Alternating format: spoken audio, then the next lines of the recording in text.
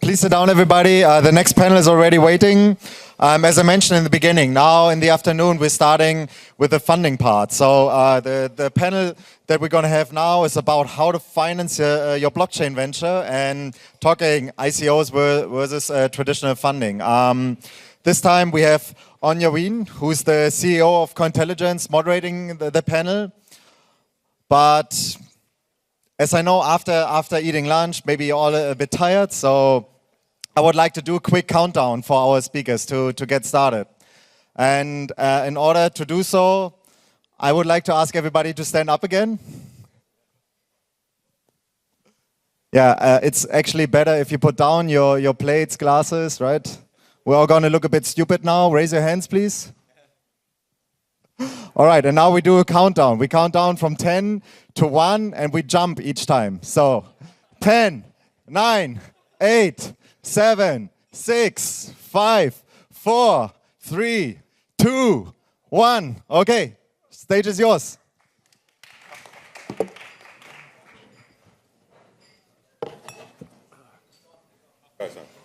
Hello. Hi, everyone. My name is Yavin. I'm the CEO of Cointelligence. What we do is data research and analysis for the crypto economy. We mainly focus on ICOs for the last 6 months. And we try to dive in and understand much more than what appears on the surface. But today I'm not here to talk about me or my company. I'm here to moderate the panel.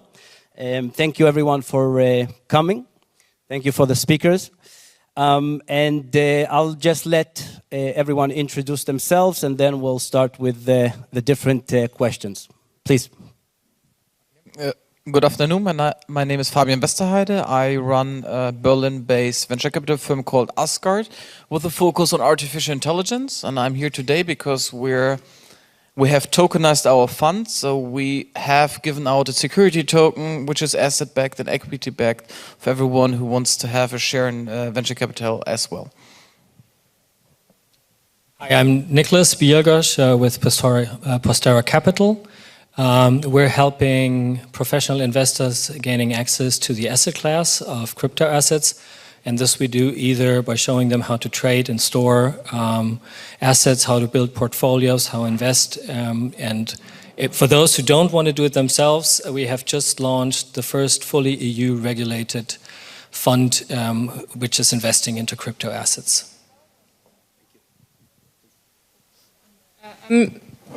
I'm Miriam Neuber. I'm the managing director at Catena Capital. We're an investment company builder into blockchain-based companies doing ICOs in Germany, with the biggest project being Herdius. And security tokens is basically the next big thing, the next big wave. So super excited to hear about this more. And yeah, we did not tokenize our vehicle yet or in the near future, but interested in investing in those. My name is Al Ewers. I'm from San Francisco, but I was in Berlin when the wall was fallen. I was a 17-year-old soldier in the US Army, and I decided, wow, I like this place. And so 11 years later, my first company went public on the Deutsche Börse. We still have the record for the best one-day IPO performance. The issue went out at about 100 million. First trade, it was 2.5 billion euros. And since that, I've done several other companies. My focus now is I raise capital for private equity funds, venture capital funds. We work with some of the leaders in the blockchain space. We help the founders of Pantera Capital do the latest SAFT. Orchid Protocol, Steve Waterhouse, we've worked with him. But I also advise the lead in German families on technology investments. I advise Maybach, the Daimlers, and so on. So yeah, I have a pretty good understanding of both the Valley infrastructure as well as the German infrastructure. So here I am. I'm Sergey from Neufund. I'm I'm building the actually first working, not the beta, but working platform that enables equity into token transfer. So we're tokenizing equity and enable investment into shares via the blockchain. And you deserve congrats for the. I read on the news that you just did a new cooperation with Binance and Malta. Very nice for that. Please. I'm Richard Titus. I'm late. Apologies, I was lost. I went to the wrong. There are two places with the same name. I founded a firm called ARC Advisors 2 years ago. We're one of the biggest ICO advisory firms in the world. Over the last year, we've raised a fund and grown to become the world's first crypto merchant bank. So we do asset management and capital markets as well as our traditional advisory business, and we have a small fund. Thank you, everyone. Let's just dive in and start. I'll ask the first question. Can a utility token be used to tokenize assets of a VC fund to bypass the complicated regulations of security tokens? And if possible, can a utility token be transformed into a security token at a certain point during the lifespan of a business? I'll let Sergey start, please. Yeah, well, I'm an engineer, so technically it's pretty easy to swap any token to any other token, right? I mean, there is no question about it.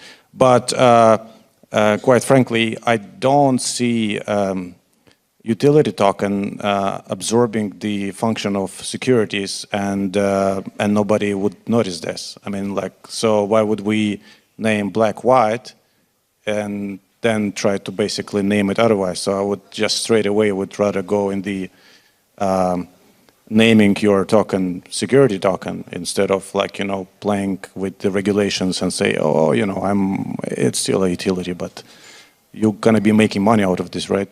So that's pretty straightforward. Thank you. What do you think? Well, I think the SEC, the way they categorize it, as soon as somebody starts speculating on a token, then it's a security token, right? So even though the white paper might say it's a utility token, but as soon as the speculation occurs, which, you know, a great part of issues, they're going to be speculators. So, I mean, it's definitely a gray area. But also, I think it is possible to transform, because what I'm noticing is a lot of the traditional investors, they're all changing their operating agreements to accommodate the industry as it changes. So I think it is possible. Thank you. For the SEC, everything is security and should be security for many centuries to come. I'm just kidding, but please, go ahead. Yeah, I think from an investor's perspective, legal is still the biggest part of issues, and I wouldn't invest in a company necessarily, maybe if they don't have this figured out, because changing contracts agreement, it's the biggest cost factor. So if they have a smart way to go about this, go with the smart way, whether that's starting with a security token. Yeah, so I do mostly not see, as an engineer, the switching is not the problem, it's more the costs that come along with changing contracts and adding in complexity.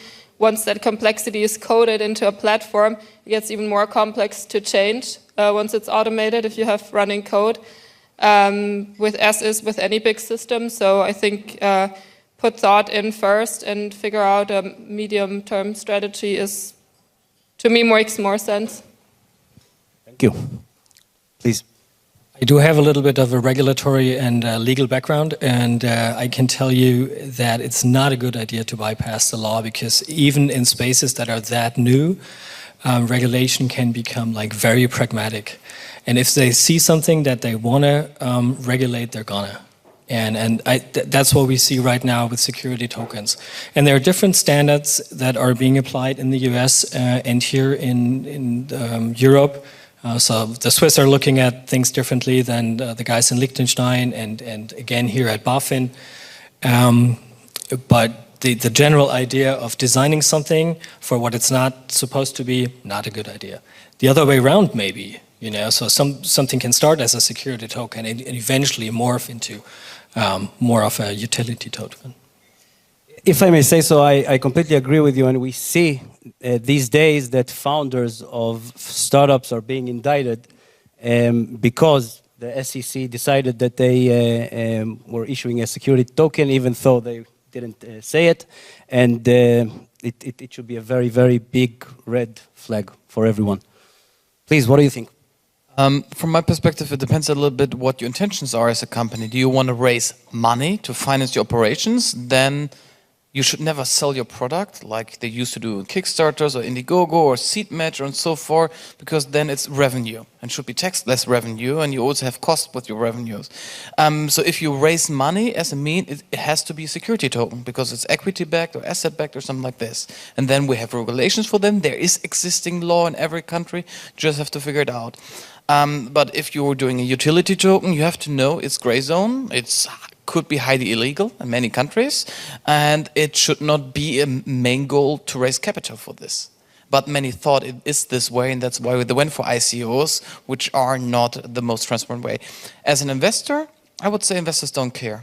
If they want to make money, they invest in everything. And I've seen good investors doing a lot of fortune with crypto, in utilities, in coins, and security tokens, and everything. So as an investor, you don't care. You just want to make money at the end. Thank you. I'm blessed with having a securities attorney as a business partner. So it made us move towards security tokens early. In fact, on the fund question, to go to your first question first, so I invested in Blockchain Capital, which I believe was the very first crypto tokenized fund. I'm in both Fund 1 and Fund 2. And I was an advisor, and one of our clients was Science, which was actually not a successful ICO, although it's a very successful venture fund based in Southern California. And they tokenized their fund, they raised far less than their target, although I think in many ways they were the icebreaker that many people afterwards have followed into this idea of using this as a mechanism for raising capital. I think to his point, there's actually more than just security tokens, utility tokens, there's asset-backed tokens. I mean, the idea of decentralization and tokenization is transforming a lot of businesses simultaneously.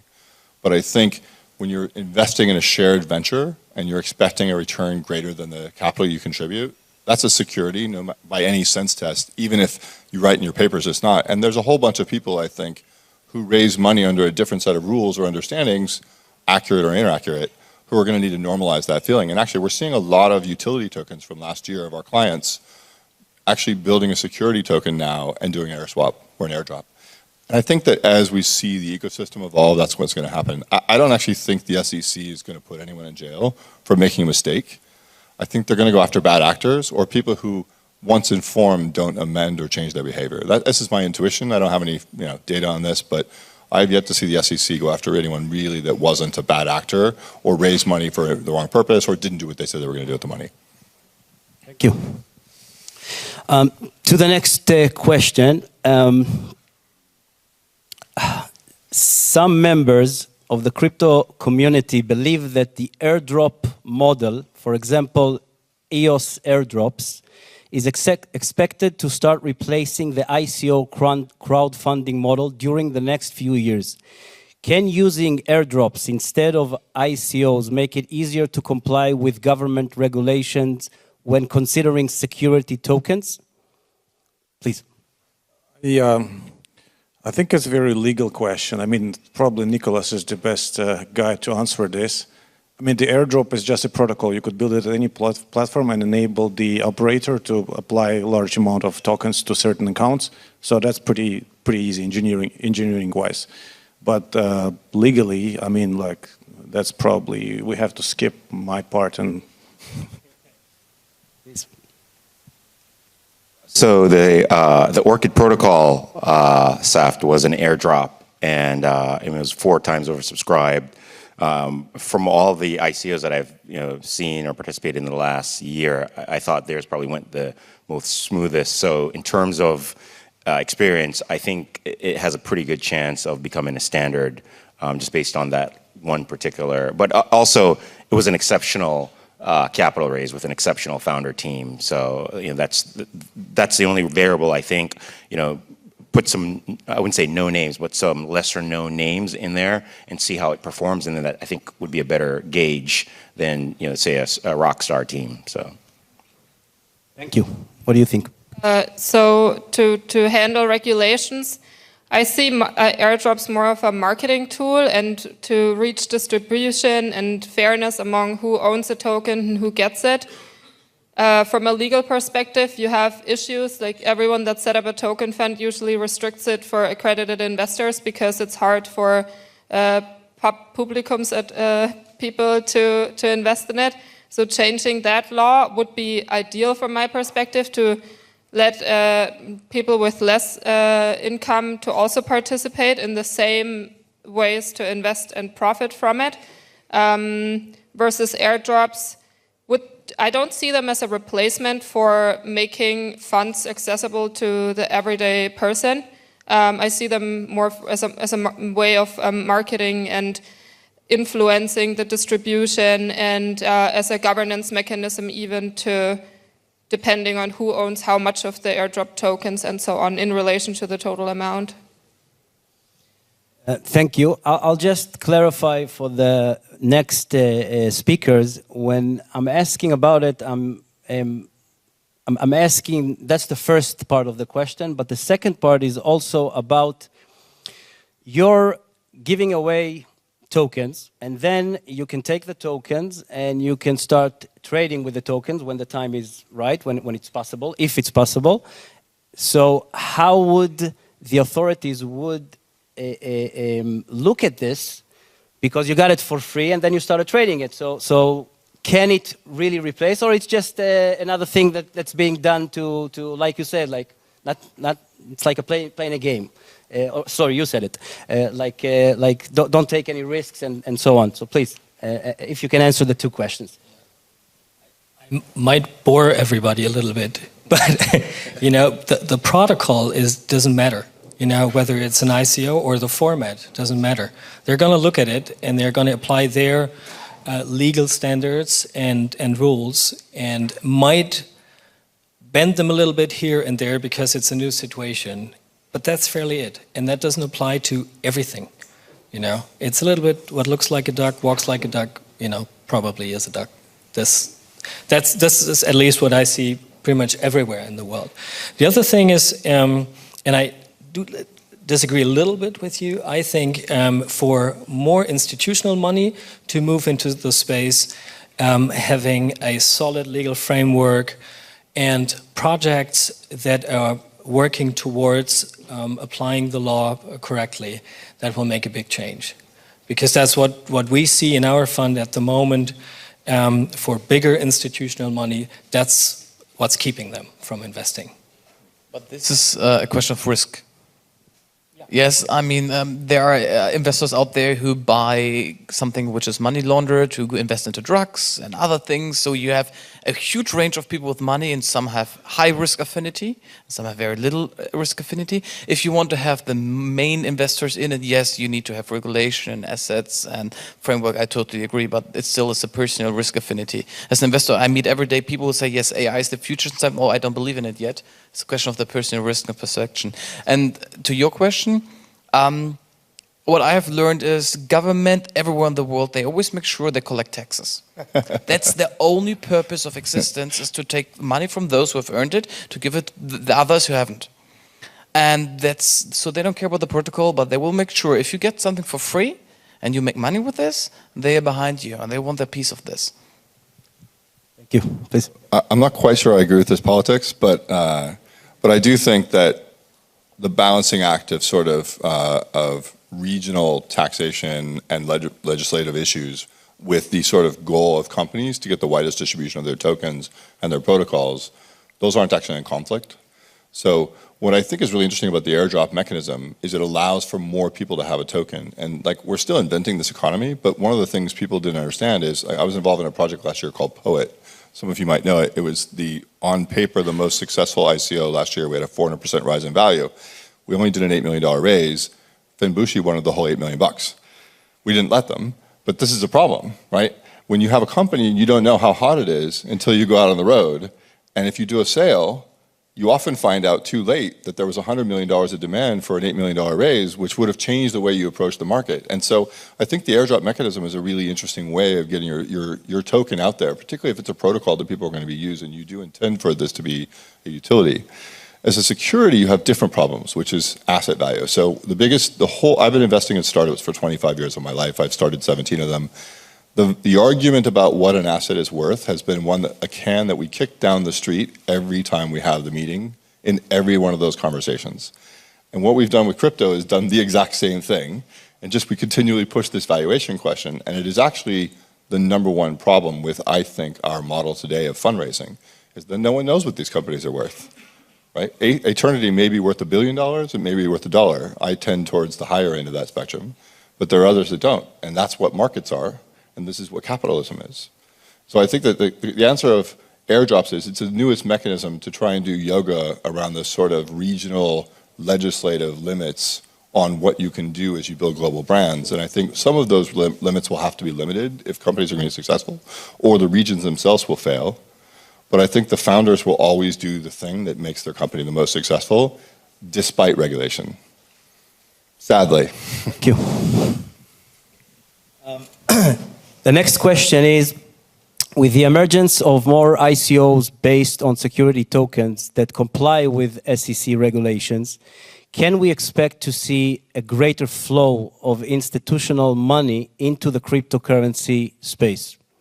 And I'll ask you, even though that you're looking at it in your perspective, but what do you think? Well, I think the recent development proved that it's actually the case. I mean, we see a massive interest from the institutional, institutional investors and big players coming to us with the question how to go around that, how they could be part of this. And the recent announcements that you mentioned actually shows that there is a massive potential for everybody to be part of this. I mean, like there is no question why, there's only question when, and I think it's already started. Thank you, and it's very interesting after some of the banks, some of the most famous and familiar banks said that Bitcoin is a scam. I'm just quoting them. That's what I think.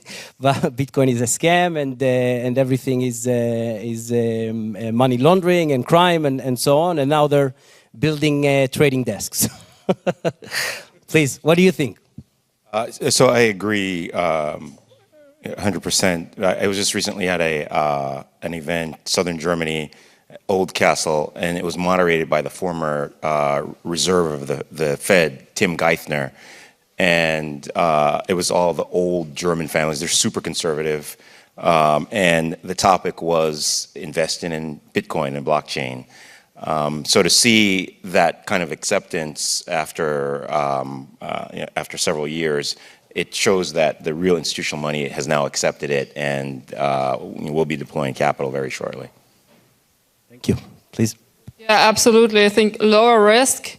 We don't only see this with the traditional money, but this lower risk and people waiting to pour money into it. We'll see this might even go wilder than with utility tokens and cryptocurrencies per se last year, I believe. And it's good to be ready for this inflow of money with inside your companies and also as an investor. If you look at one example, a local company here that does real estate tokenization, not only the financial investors, but there's probably billions of dollars sitting on buildings waiting to be tokenized and the legal frameworks not being ready. And now with that being ready, it will all flow in the market, and this will be super huge, I think. Thank you. I'll change the question a little bit because I have a feeling that all of you will say yes as well. So I'll just make a slight point about my question. We all hear and read about so many ICO scams and so many ICOs that even if they raised money successfully, they did not deliver the first milestone, they will not deliver the first milestone, and they will not deliver the second milestone. And I hear from all kinds of directions that it's going to be very, very bad for the industry, because as soon as, especially the institutional companies will see that's what's happening, it will make them go away from the crypto and the blockchain? What do you think it will happen? So I think it already did happen. I mean, it put us back many, many months, if not years. So if we would not have had the development of the last 9 months, so to speak, so a little more of a gradual decline, completely different situation today. So, and I'm speaking of the risk-averse institutional investors, but they've all shied away. And yes, they're standing kind of on the edge of the pool with the cold water inside, and they're trying to tip their toe inside, but they can't. It is just, it's too volatile, they don't understand the regulation, and I think like once they do understand, okay, we have compliant projects, and let's not forget, these are all like early stage projects. This is like venture capital, seed, you know. This is not what they're normally used to do. And once we see more regulation, that will be just one more building block of them gaining confidence and then stepping in. Thank you. Please. From my perspective, we have to separate between coins and companies. Yes, if you invest into bitcoins, that's a commodity. It's the same like if you want to invest in gold, silver, or other resources. From my perspective, there's not about a team or strategy. So this is open to everyone, and everyone can download Coinbase, do it. I mean, it's retail products, so everyone has access to this. More interesting is if you invest into companies, and then it doesn't matter if they do ICO or not. You first have to check the team, the product, the market, the traction, all this. And venture capital and private equity and hedge funds, they have frameworks for this for decades. You check if the terms are right, do they have investing, are they committed, where's the resources are going, can I replace the CEO if he is corrupt, do I have an advisory board? This all doesn't exist for those ICOs. I privately invested in a handful of ICOs, but as a fund, not a single one, because not a single one I met out there, let's say for the past 2 years, this changes, had terms which are market standard, which are market standards for professional investors and institutional investors out there. So what the market needs, it needs to grow up. Not the investor itself, but the ICOs needs to grow up. And I see very good teams who learn from this, who now do a security token, who bring you new shareholder rights and voting rights and all this into the game. But if you don't have this, you see all these fuck-ups with what we see out there, that billions or hundreds of millions of money is gone because everything which is normally best practice, they didn't deploy. This does remind me of the dot-com boom, which I was the founder of Razorfish. I think most people here know that. Yes. And so I'm just going to remind everyone first that if you looked at Razorfish and all the other companies at that time, and then you looked a year later, 80% of those companies died. But also the top 10 companies on the NASDAQ were founded in that period of time. And so I say this because we are in the same kind of transformative period that we were when we founded Tag Media, which became Razorfish. And so for sure, back then, we all said assets don't matter, revenues is all that matters, it's all about growth, and of course some of that was true, some of it wasn't true, some of it was true and then became untrue, but the trajectory is unarguable. To the tactical question here, which is institutional money coming? I think we have to divide this a little smaller. So money comes in sort of a bunch of different flavors. I'll randomly pick 4 big buckets. So at the top, you have venture capital, and they are already in. I can tell you, I live in Silicon Valley. They call me all the time. They try and sneak in my deals. They try and negotiate better terms. They are for sure in. Not officially, but unofficially, and with their funds, they are deploying capital. Then you have family offices, and they are dipping their toes in the water and doing some deals, particularly deals like we have a cohort of companies this summer that we've been advising who are all in the impact space. So I can bring these family offices a deal that's both impact and crypto. And that's been a really, really successful opportunity to bring capital to these companies. Then you have high net worth individuals. Some of them have been gambling in this for years and they're super happy to do it. Others are like, wait, what do I do with these tokens when you give them to me? Our syndicate business, we syndicate all of our deals. We have a lot of these people that come in. I always joke it's for the crypto curious. They come in through the syndicate, they do 1 or 2 deals, and then they end up in the fund or they end up farming their own organization. The institutions, the pension funds, these people always last. So when Razorfish went public, I went on a roadshow, and I was literally the first internet investment that most pension funds had ever made. And they were like, look, I'm only doing this because you seem nice, you guys have revenues, and I've heard of your customers because they're all blue chip.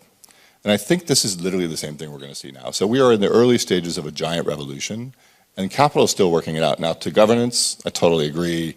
to oversight the actual asset value or have any relationship to it. Thank you. Could I add? There's one group that you forgot is the sovereigns. That's absolutely right. I skipped them because they're crypto curious. Yeah, well, they're they all fly setting us up around to meet them, but they never give us any money. Well, they're all setting up crypto desks. Right. So Kazana, Adia, they're all right. seriously setting up crypto desks, and not only locally but also in the valley as well. So there's a big train behind the first set. Thank you. Now it's time for some questions from the audience. Please go ahead.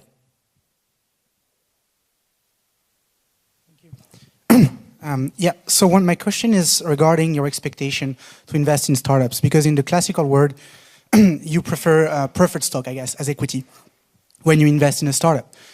In the tokenized world, do you consider common stock as well, preferred stock, or profit sharing agreement? What is the type of equity or non-equity that you prefer to invest? You want someone specific to answer, or I'll choose? Okay, so let's start with you, please. Ask the question one more time because I couldn't quite hear. Yeah, sure. Please, if you can ask again. Yeah. Yes, sure. I was having trouble hearing, sorry. So in the classical world, we have usually, from the US standpoint, as an investor, you can invest in common stock, right, or preferred stock, or you can also find common stock. That's what I didn't understand you asked. Okay, yeah. All right, so to me, in the early days of utility tokens, I didn't do a lot of utility token investing. I did invest in Ethereum, thank God, but overall, I was like, so you want me to give you money for airline miles on an airline that doesn't exist and may not go anywhere I want to go? No thanks. However, security tokens are really interesting because they allow the breakdown of any asset into component parts. And so I think security tokens for startups was kind of an easy, natural next step. But the things I'm really excited about right now are things like energy or infrastructure or mineral rights or water rights. Financing infrastructure in places like Africa where the economics don't make any sense unless you can push down the cost of administering, getting capital to those markets. So I think we're going to see a rise of economic opportunities with crypto, and maybe investing in the next Sergey Brin may not be the best thing to do with crypto. That may be already well served in the traditional equities market. So that should be slower, although I suspect it won't be because everyone thinks this is free money and is super excited. Thank you. Please. I just agree a lot with you. It's hard on this panel to disagree with anything. But if you ask me, as an investor, you want to have the maximal rights. Yes, this is not normal. You want to have a voting right, you want to have liquidation preference,